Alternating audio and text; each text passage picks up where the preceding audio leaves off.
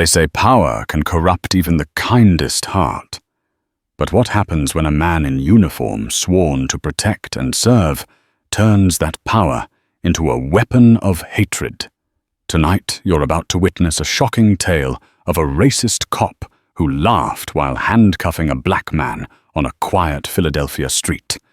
Unaware that fate was already conspiring against him, he believed his badge placed him above the law. Yet destiny has its own sense of justice.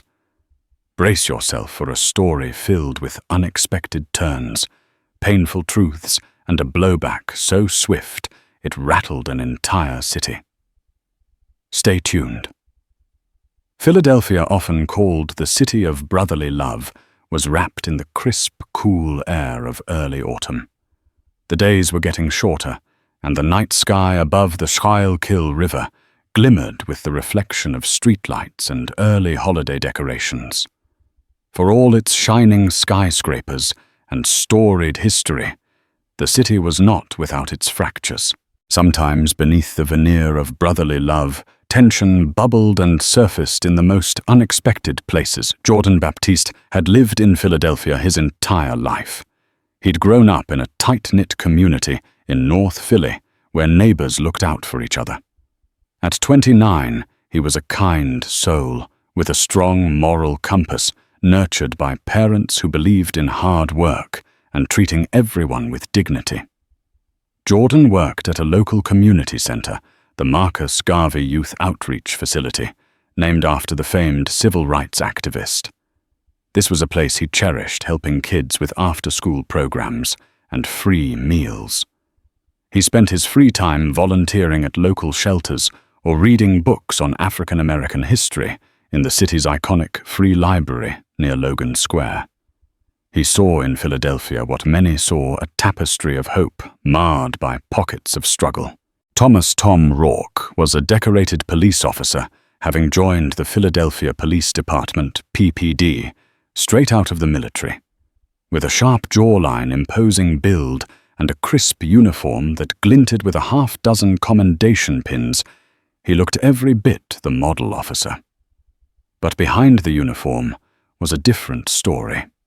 Raised in a household rife with bigoted views, expressed constantly by an embittered father, Tom's sense of justice was warped early on. What he lacked in empathy, he made up for in ambition. He wanted power authority and the unwavering respect that came with wearing the badge. Every shift he craved that sense of control he derived from those who had to obey him. The tension between men like Jordan and men like Tom had existed for decades in Philadelphia. When the city reeled from controversies, protests, and civil unrest, the schisms became even more pronounced. On this particular autumn night, these two lives were about to collide in a way that would rock the city. Nobody involved could have predicted how fast the tables would turn and the unstoppable wave of karma that was just around the corner. That evening, Jordan was heading home from the youth center later than usual. A boy named Malik had stayed behind, torn over some trouble at school.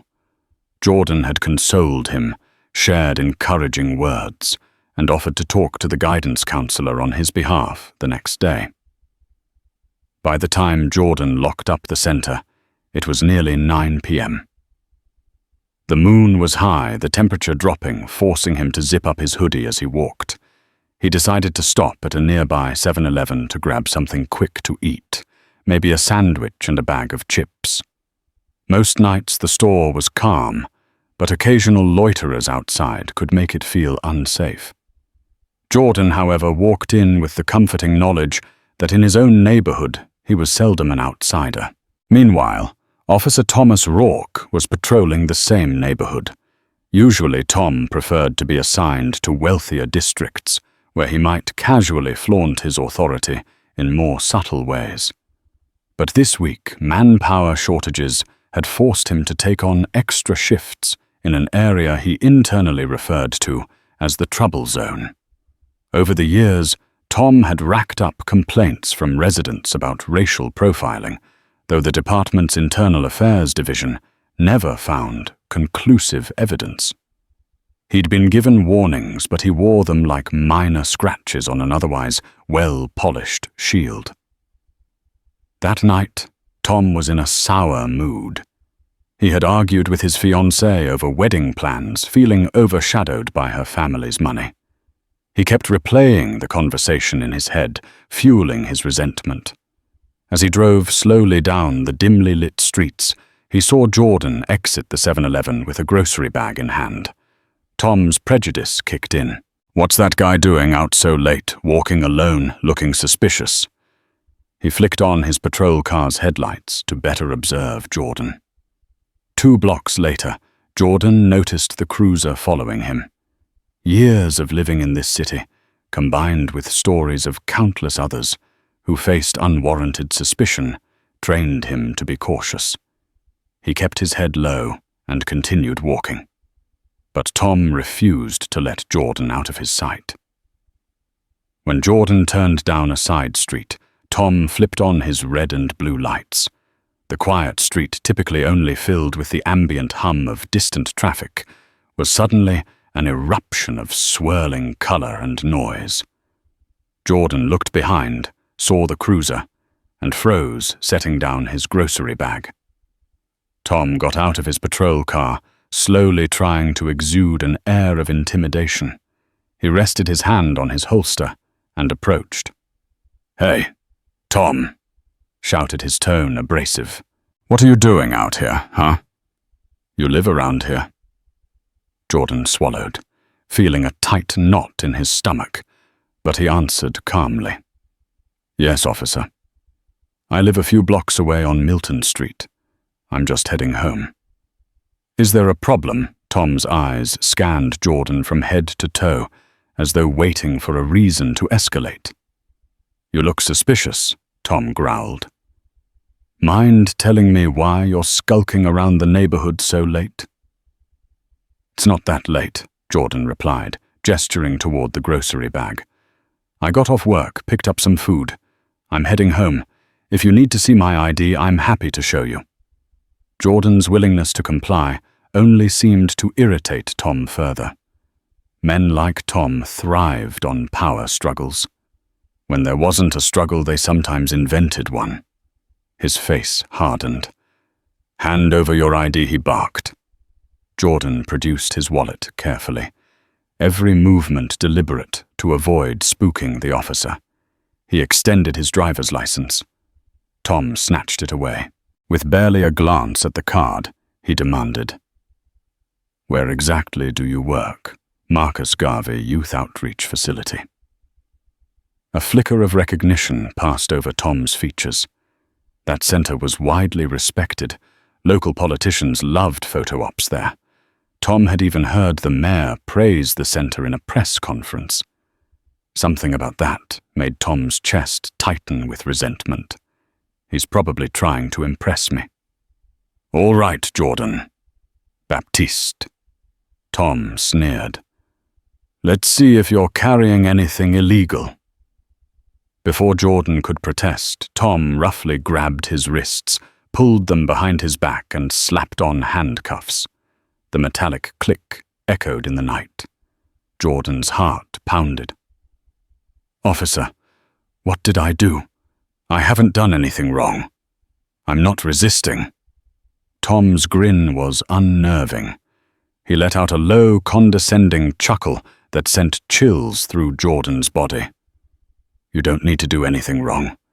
You just need to learn your place." With Jordan handcuffed, Tom patted him down as though searching for concealed weapons or contraband. The humiliating search took place under the glare of the patrol car's headlights. Anyone looking out their window would see Jordan being treated like a criminal. The feeling of metal digging into his wrists was overshadowed only by Tom's mocking laughter. "You see," Tom said, leaning close to Jordan's ear, "it's guys like you slinking around, probably up to no good, who make my job so much harder." He found nothing illegal on Jordan, but rummaged through the grocery bag, tossing aside the sandwich and bag of chips. "What's this, a sub and chips?" "That's it. Sure you're not packing anything else? Frustration and anger flared inside Jordan, but he had learned from countless cautionary tales. Stay calm, comply, or you risk worse. He managed to speak in an even tone. That's all I've got, officer. I haven't broken any laws. Tom stared at him for several beats, each second feeling like an hour.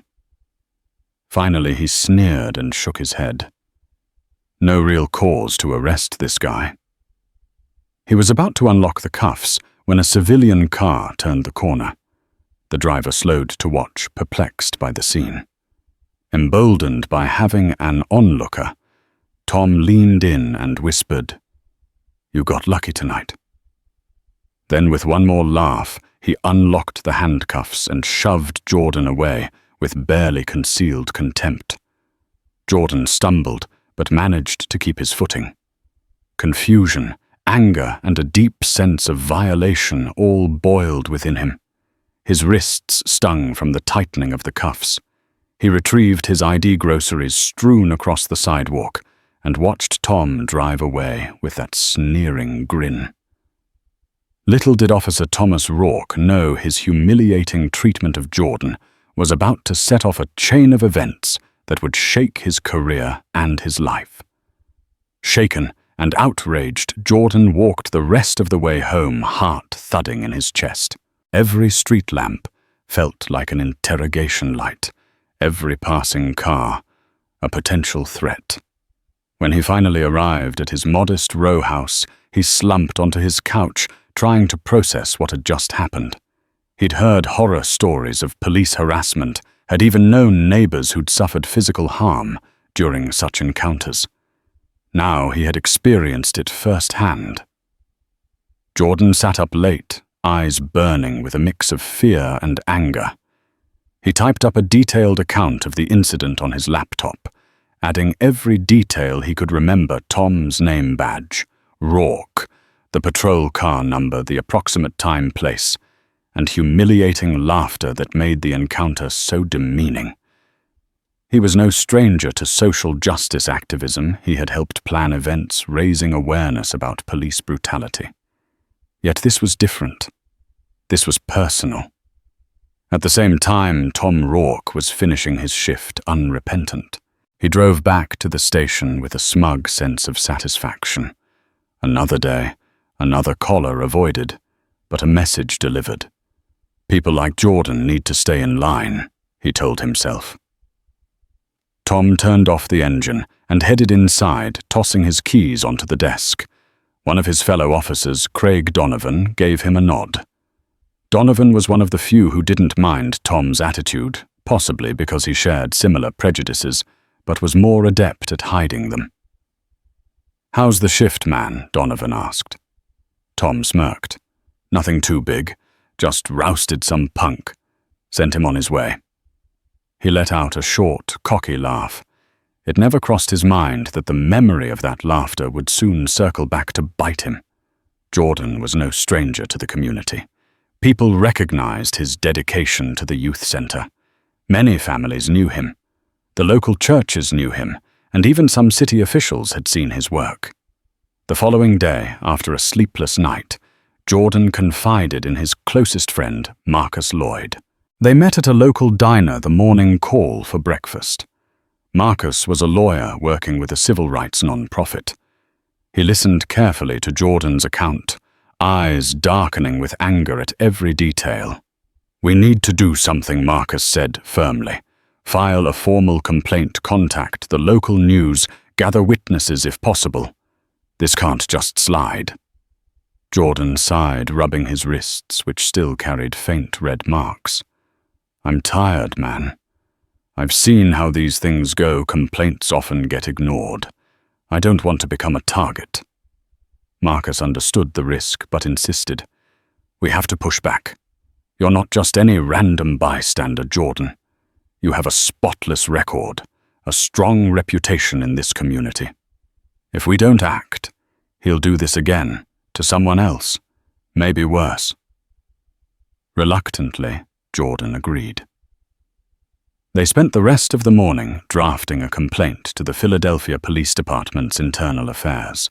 Marcus also suggested they contact a local city councilwoman who had publicly shown interest in reforming police practices.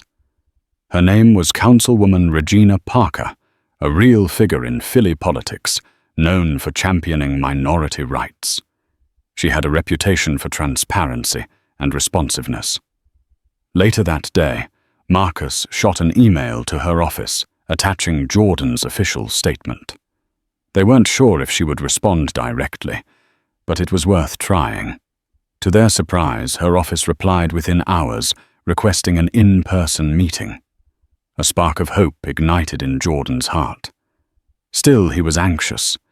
In these matters, power imbalances often favored the police, who had the backing of a powerful union and political alliances.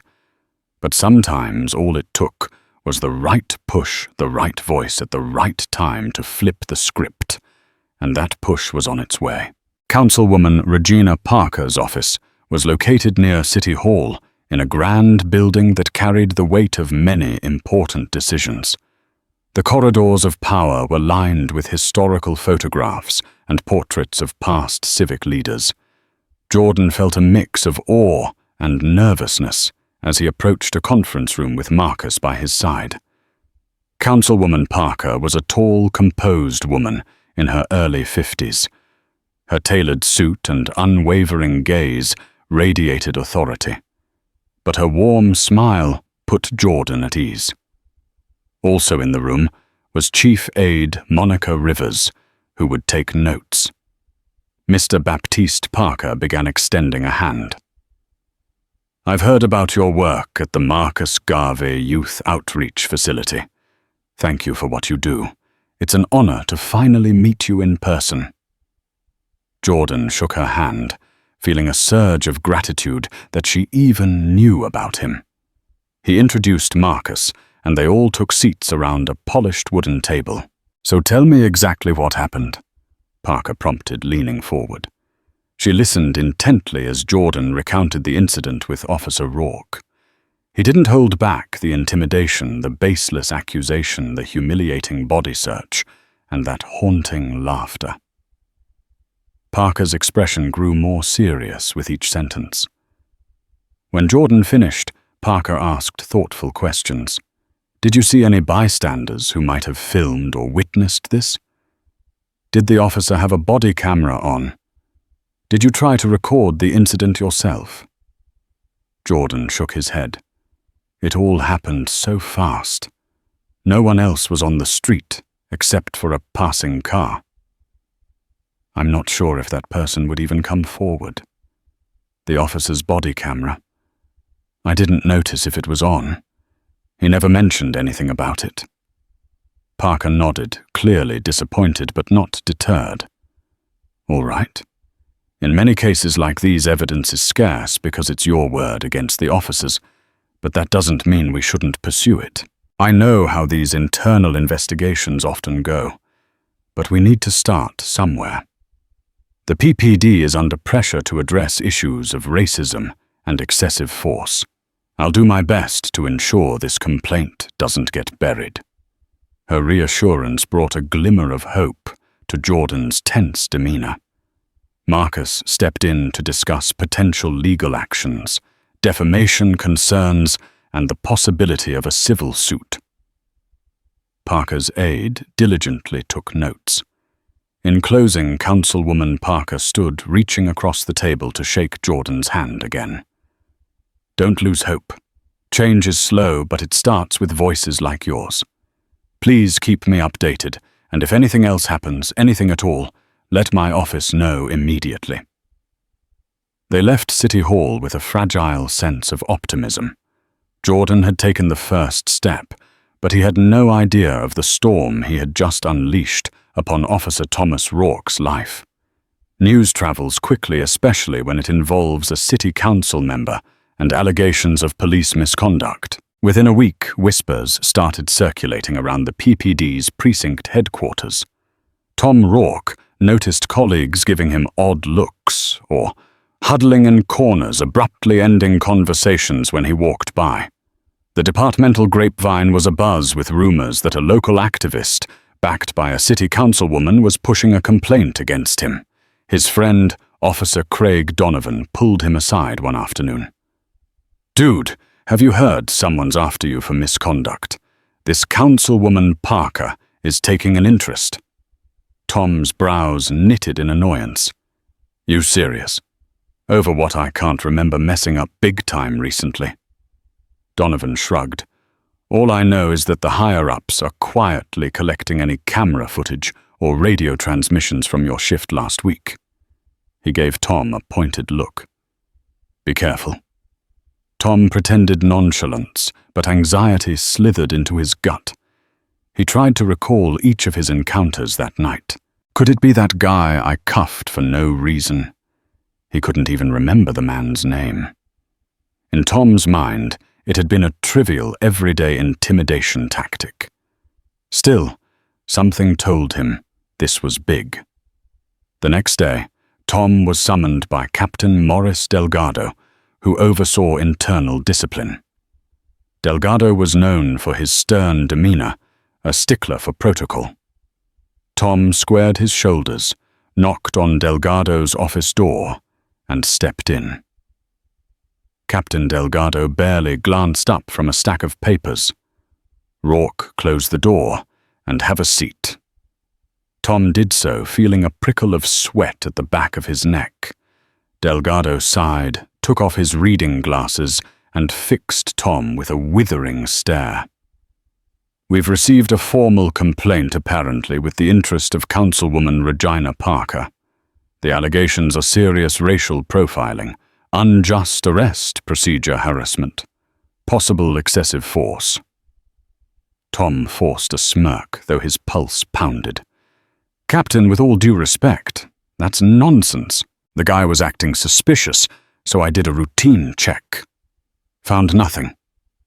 Let him go. End of story." Delgado leaned forward. "He claims you handcuffed him, shoved him, and mocked him. He says he was on his way home from work and had no criminal record, no reason to be stopped. Did you have probable cause to detain him?" A flicker of uncertainty crossed Tom's face. He tried to maintain composure. "He was out late. He looked jumpy." "Stop right there," Delgado snapped. "The department is getting hammered with complaints of profiling. You know better than to do random stops without probable cause. This complaint is going on record, and an internal investigation is underway. Be very careful, Officer Rourke.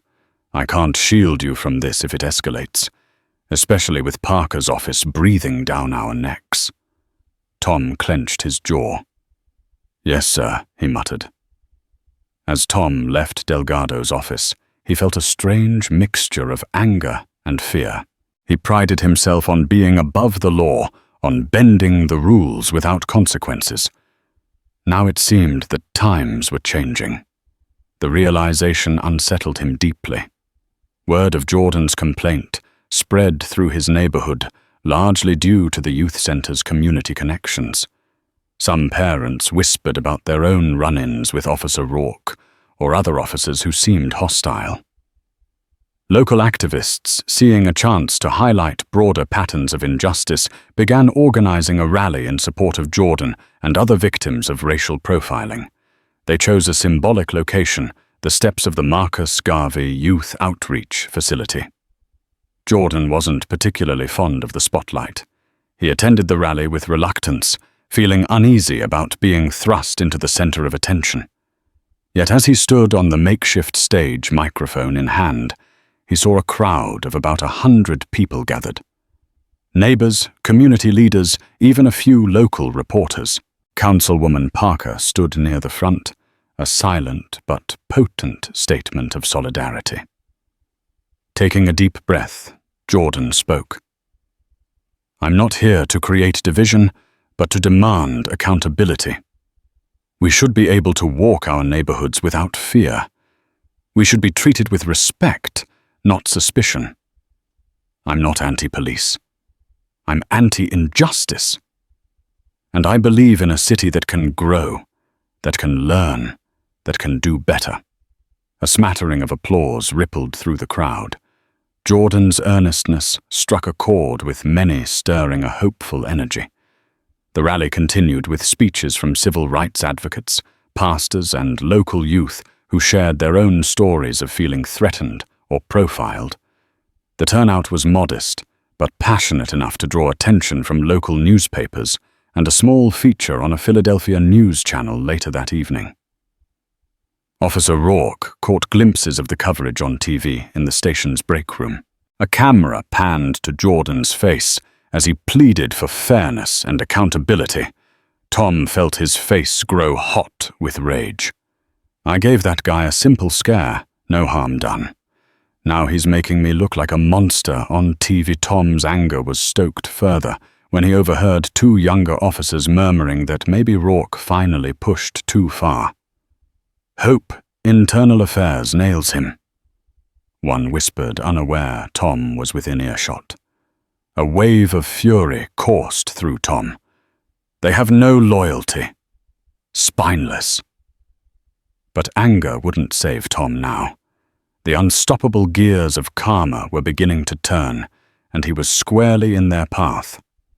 Inside the PPD, the internal affairs probe was underway. Spearheaded by Detective Angela Reese, known for her meticulous and fair investigations.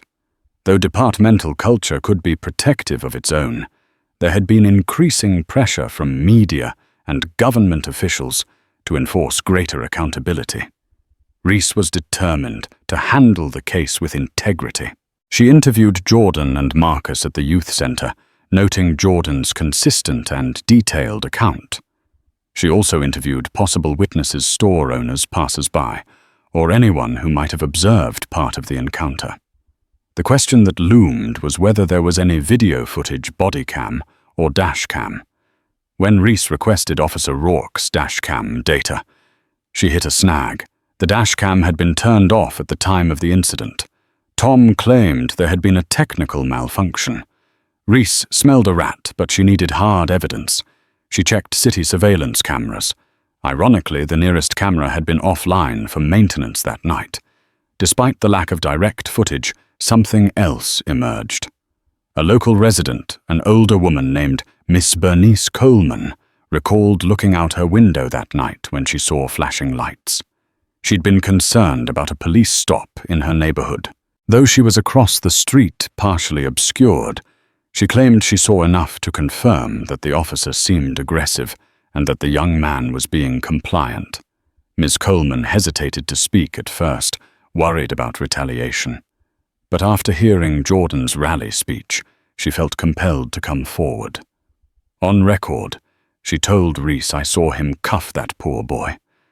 And I remember the cop laughing almost like he was enjoying it. I heard the officer say something like, "You need to learn your place." It was loud enough, and I had my window open.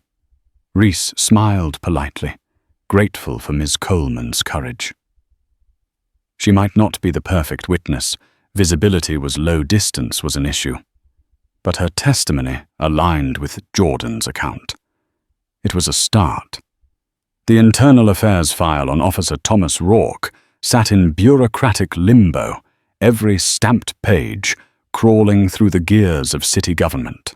But outside headquarters, the story was already sprinting ahead, hungry cameras, buzzing cell phones, and a public that smelled scandal on the wind. Reporters from the Philadelphia Inquirer and 3 local TV stations began circling Jordan Baptiste's neighborhood like seagulls over a pier, hoping to snag a quote that would crack the case wide open. One eager producer even offered a gift card to the youth center receptionist, just for a peek at the security desk log. While the official probe moved at a glacial pace, social media erupted with volcanic speed. A teenage activist who'd attended the rally uploaded Jordan's trembling yet resolute speech to YouTube under the headline, "Racist Cop Laughed While Handcuffing a Black Man. Community Demands Justice." Within 48 hours, the clip rocketed past 75,000 views. Hashtags like Stand with Jordan and hashtag Laughing Cop trended across Philly Twitter, threading through timelines of students pulling all-nighters, nurses on break, and grandmothers who usually posted only church announcements. In the comment section, solidarity battled cynicism. This brother's courage gives me hope. Sat inches away from fake news show, the full video. Yet Jordan's steady voice and the raw hurt in his eyes swayed thousands who had never heard his name a week earlier. Jordan tried to keep his life stitched together amid the digital roar. Between tutoring math and handing out after-school snacks, he silenced endless notification chimes, but the world still found him an email from a morning show booker, a voicemail from an international podcast, a stack of letters slipped under the youth center door, some praising his bravery, others warning him to watch his back. At night, he sat with Marcus Lloyd on the sagging couch of his row house, the glow of Marcus's tablet illuminating graph after graph of rising views. Hope can be louder than hate, Marcus whispered. Yet Jordan felt the weight of every new follower as another set of eyes charting his next breath. Across the city, Officer Rourke doom-scrolled in the dark living room of his apartment, thumb raw from refreshing his feed. Each tweet calling him a bigot landed like a wasp sting he couldn't swat away. His fiancée Gina hovered in the doorway, twisting her engagement ring. "Tom," she said gently, "maybe release a statement. Show people your side." He snapped his phone onto the coffee table so hard the screen spider-webbed. "I did nothing wrong. I'm not bending a knee to internet mobs." Gina swallowed, sensing the unfamiliar edge in his voice.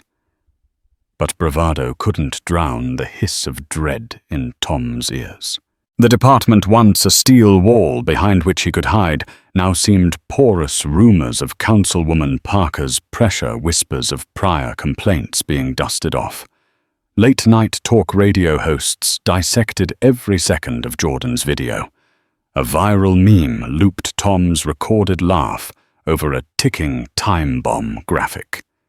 He imagined barging into the youth center, forcing Jordan to retract everything. Yet even his anger knew such a move would be suicide. So he brooded in silence, lights off a man watching his fortress crumble grain by grain. Philadelphia itself felt different.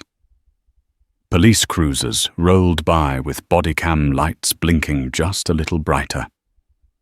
City Hall aides refreshed news aggregators between meetings, and high school civics teachers rewrote lesson plans overnight. Current events, justice, the power of one voice. The brewing storm was no longer merely rain clouds on the horizon. Thunder already rattled window panes.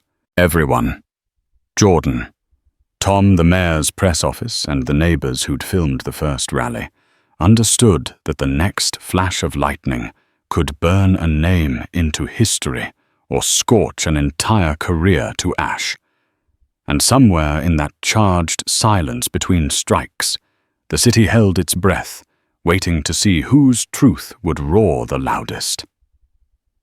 The investigation's slow pace frustrated Jordan. Weeks passed. He continued his job at the youth center, but the mental toll weighed on him. Sleep eluded him some nights as he replayed the humiliating encounter or worried about retaliation. Marcus tried to keep him positive. No news might be good news. IA is thorough. Just keep living your life. But living his life proved challenging. Jordan caught glimpses of patrol cars lingering near his house or driving slowly past the youth center. It might have been routine policing, or maybe it was subtle intimidation. Either way, he felt exposed. Thomas Rourke's life wasn't any easier. He grew restless, snapping at fellow officers. The higher-ups placed him on desk duty, while the investigation played out, limiting his time in the field. Without the daily rush of patrolling, Tom felt caged. He spent hours processing paperwork, stewing in resentment. The rumor mill whispered that Councilwoman Parker was pushing the district attorney to consider pressing charges if the IA probe turned up enough evidence. One day, Tom lost his temper at the station when a rookie officer mistakenly misplaced some of his files. He exploded in a verbal tirade laced with insults. Captain Delgado heard the commotion and ordered Tom into his office. "You're on thin ice," Rourke, Delgado warned. "If you can't keep it together, I'll recommend suspension." "Understand." Tom swallowed his anger and offered a curt nod.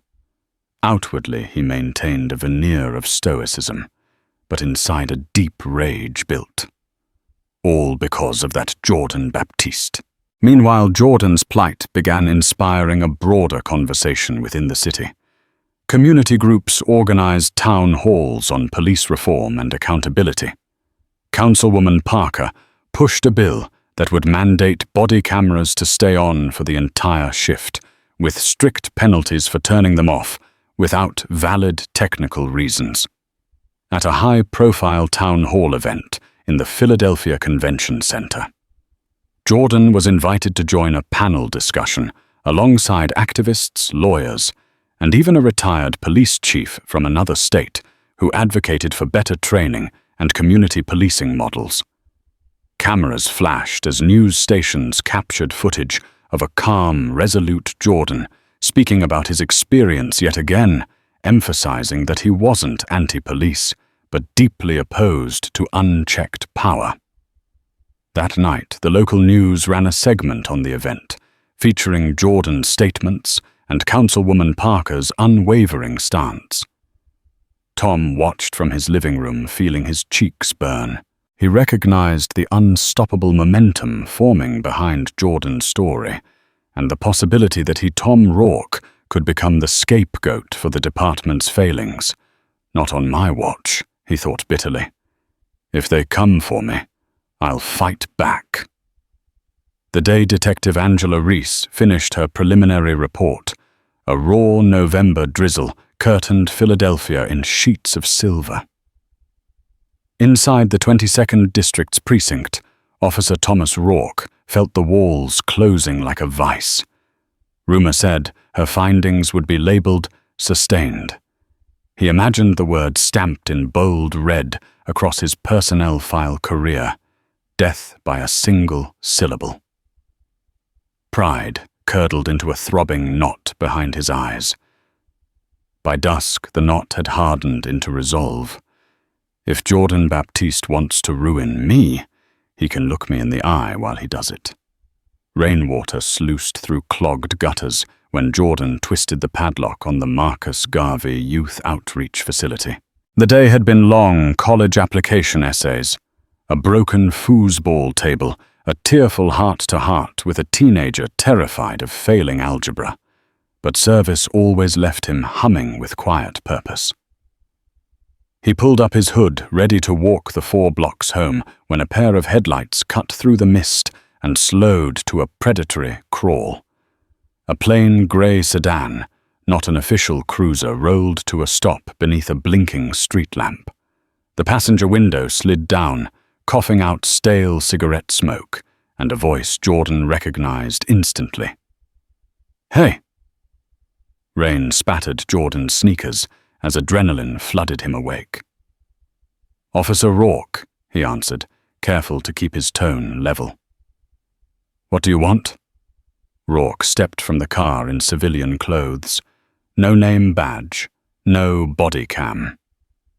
Just fury pooling in his storm-grey eyes. Water slicked his buzz-cut hair, dripping down a clenched jaw. "You're ruining my life," he hissed, each word sharp as broken glass. "Do you have any idea what you're about to cost me?" Jordan's pulse pounded so loudly he almost missed the rhythmic plink of the raindrops on aluminum trash can lids. He planted his feet.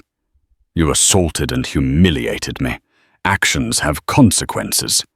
Rourke barked a humorless laugh. "Assault." That was a routine stop. "This city is crawling with predators. I scare the worst of them straight." He stepped closer, breath sour with coffee and rage. "Sometimes you gotta rough up punks to keep the streets clean." Jordan's shoulders squared. "If that's how you see the community you swore to protect, you shouldn't wear the badge." Thunder rumbled overhead. The street lamp above them flickered, then steadied, illuminating the moment like a stage light. For a heartbeat, it seemed Rourke might swing his fists, curled forearm muscles twitching. From across the street, a screen door creaked. Bernice Coleman, the 78-year-old retired school teacher who had testified to internal affairs, stepped onto her sagging porch in a floral nightgown and oversized rain boots. In one hand, she clutched a phone record light blinking red. In the other, a sturdy umbrella that looked like it could double as a cane or a spear. "Step away from him," her voice cracked through the rain. Equal parts command and alarm. Porch lights on either side blinked on one after another, as if the neighborhood itself were rising from sleep to witness. Curtains shifted. Camera lenses peaked. The hush of falling rain was now punctuated by the electronic chimes of phones sliding into record mode. Rourke's head jerked toward the new audience. Under that flickering lamp, his defiance faltered. Every pixel captured now could appear on 1,000,000 screens before dawn. He'd thought secrecy would grant him power. Instead, invisibility had betrayed him.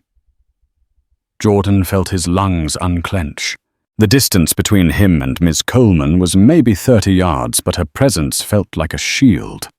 Rourke spat a curse that vanished in the rain.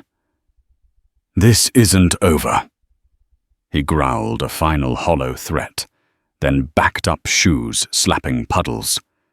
He slammed the car door engine revved, and tires shrieked, spraying dirty water across the curb as he fled into the night. Silence rushed in, broken only by Jordan's ragged breathing and the patter of rain on asphalt.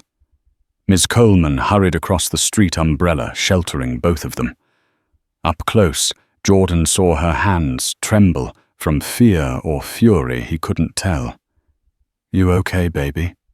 she asked, voice soft now, braced with familiar teacherly steel. Yeah." Jordan exhaled, feeling the tremor in his own knees. "Thank you for stepping in. I didn't know what he'd do." She lifted her phone screen, glistening with droplets. "I got the whole thing. Time stamp his license plate, his face, when he threatened you. We'll send it to that detective tomorrow." The corners of her mouth twitched upward, half pride, half relief.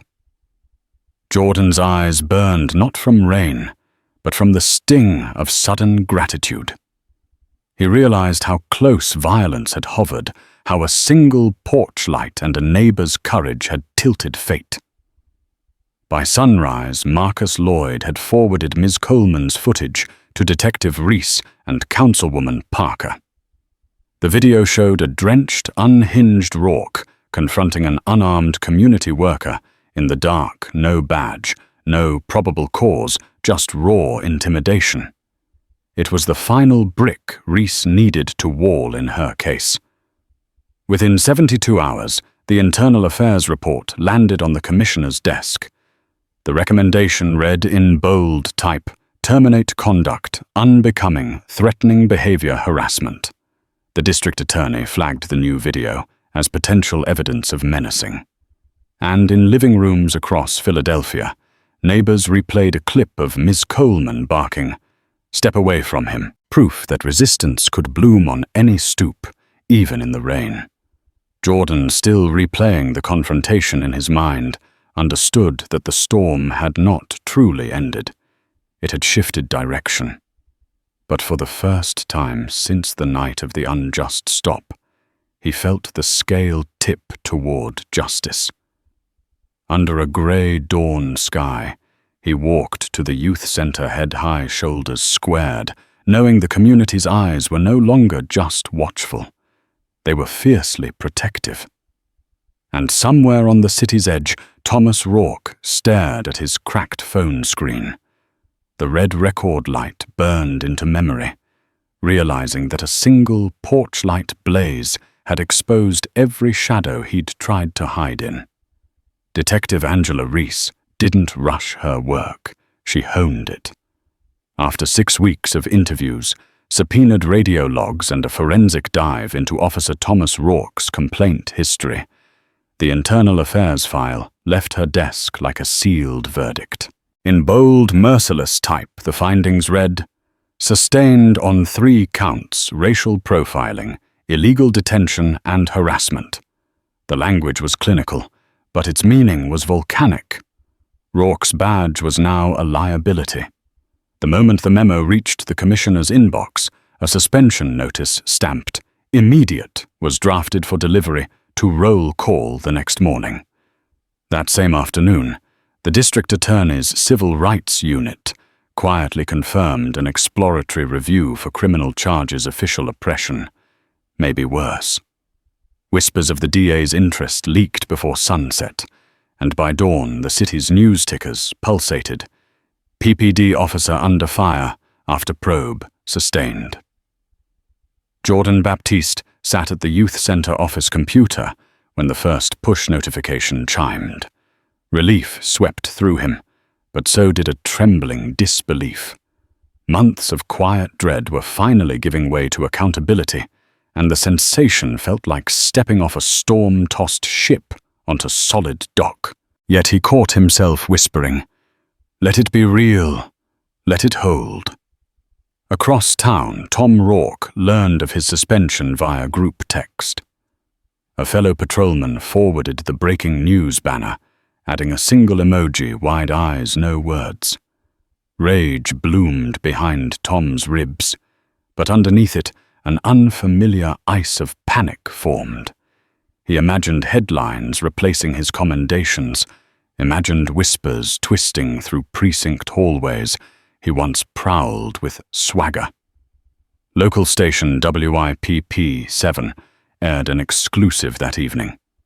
Bernice Coleman Kane in one hand and phone in the other, replayed her footage of Rourke's rain-soaked confrontation outside the youth center.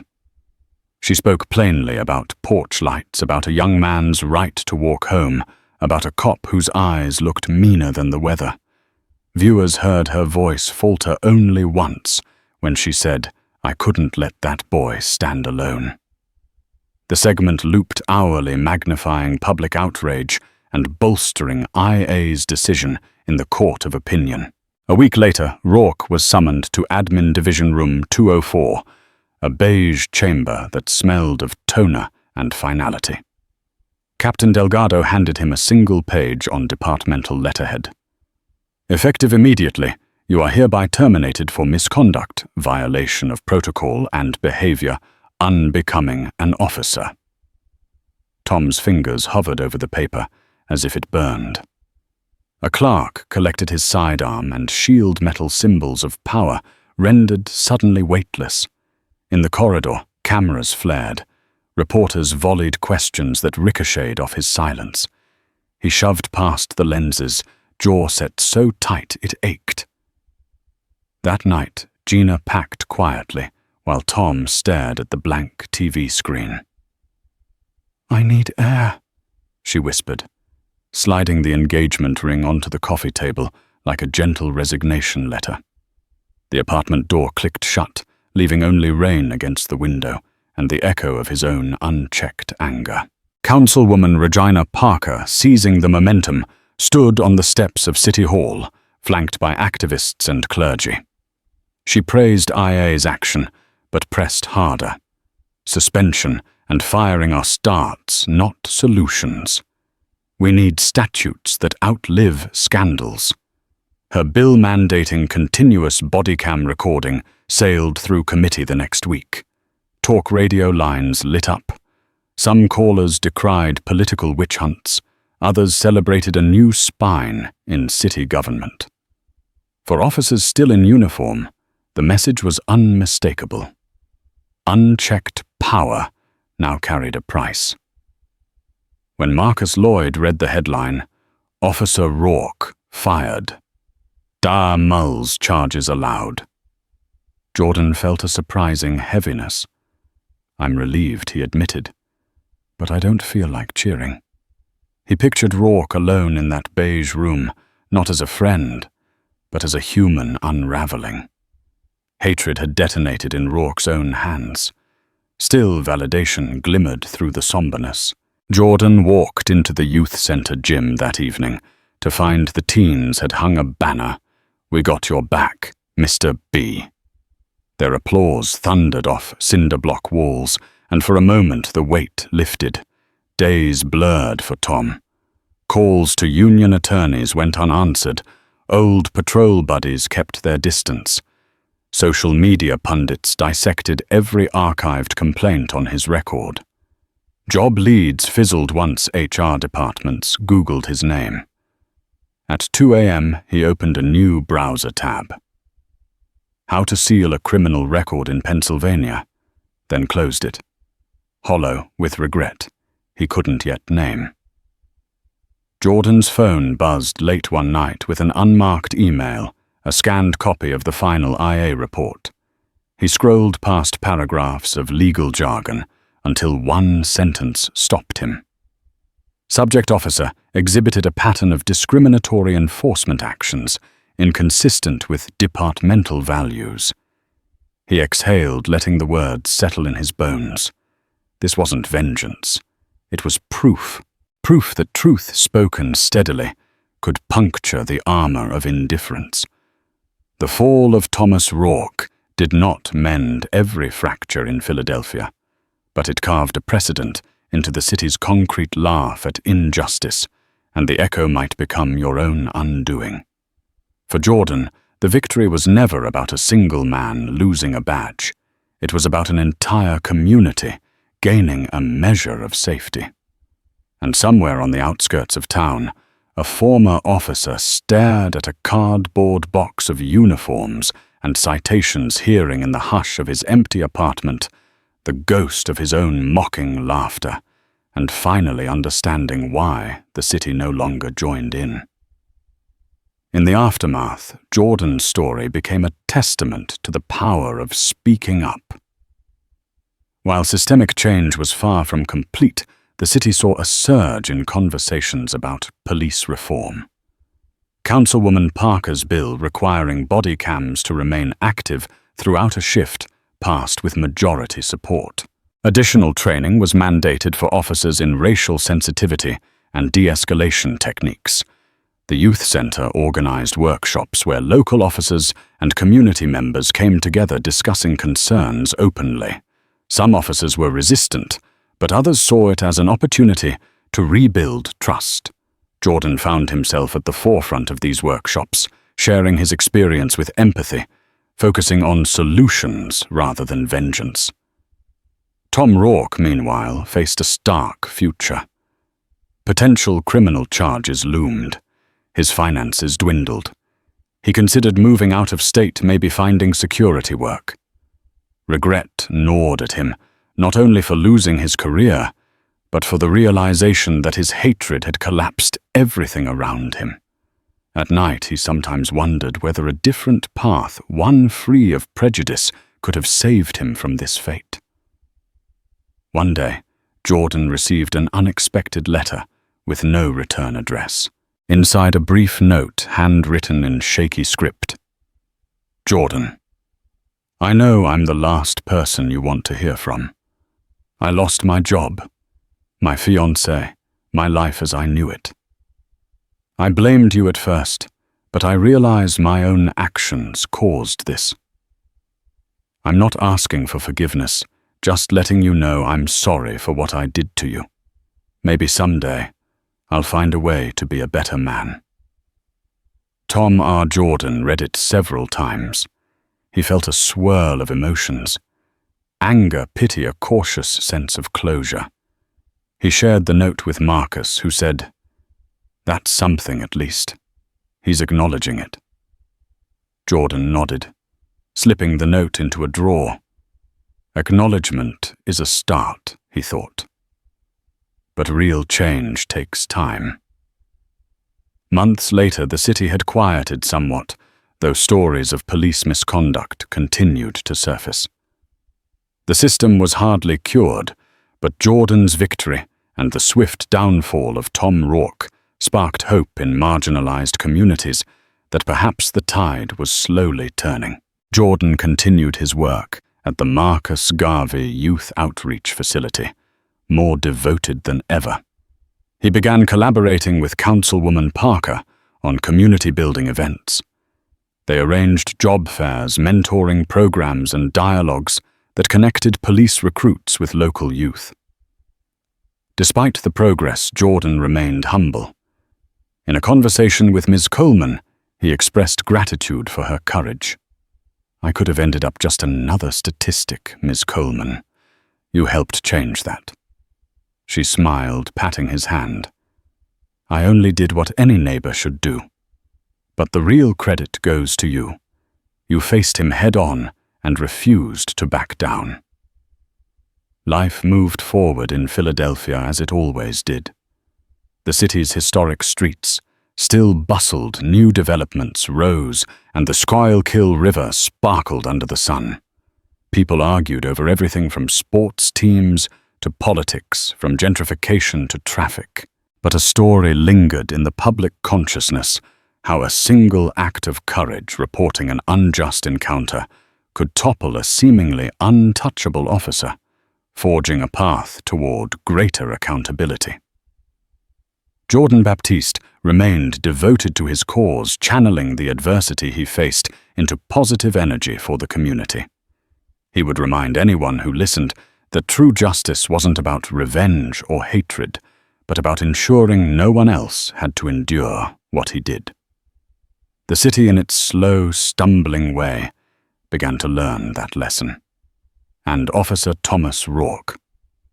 The last anyone heard, he was living on the outskirts of town, working a part-time security job. He avoided the public eye, haunted by the memories of that night, and by the knowledge that his own laughter, once fueled by racist arrogance, had become his undoing.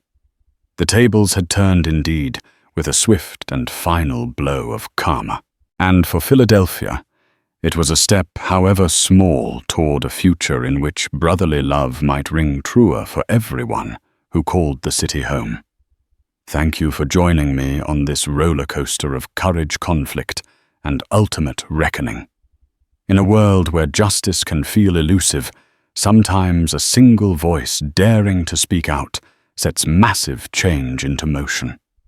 Jordan's story reminds us that standing up for what's right takes more than bravery. It takes resilience, unity, and the unwavering belief that change is possible. His courage not only toppled a harmful figure, but also lit a spark in an entire city, proving that no one is above accountability. If this tale moved you in any way, if it made you reflect on fairness, compassion, or the importance of community, then do me a favor, hit that like button. Share this story with someone who needs to hear it, and subscribe to this channel, so you never miss another powerful narrative. Let's keep these conversations alive and keep pushing for the justice we all deserve.